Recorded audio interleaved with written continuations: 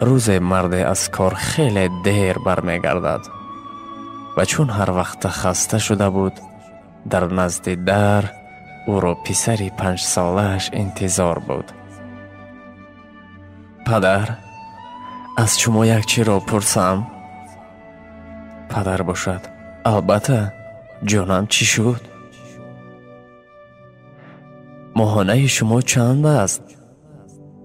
یعنی اویلیک شما چند است؟ این به تو دخل ندارد بچم. و برای چی میپرسی؟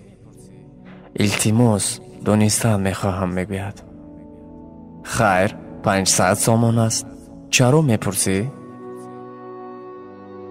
پدر، شما با من 200 سامانی داده میتوانید. خیلی ضرور است.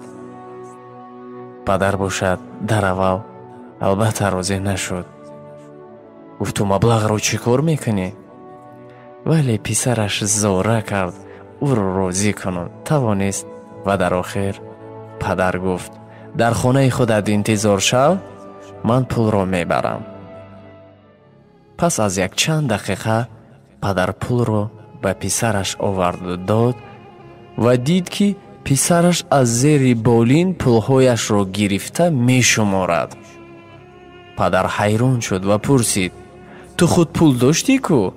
پس چرا باز از من هم پول گرفتی؟ من پول دارم، گفت فرزند، ولی آن کفایه نیست. حیران شد. در همین وقت همه پولهایش را جمع کرد و گفت انا 500 سامانی به پدرش داد. چرا این رو به من میدهی؟ گفت پدر، اینجا 500 سامانی پول است. من میتوانم 1 ساعت وقت شما را بخرم.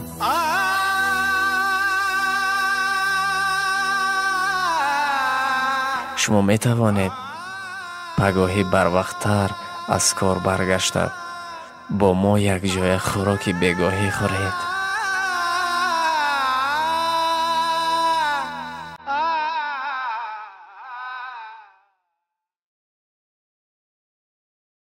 با فکرم حکمت حکایه معلوم است.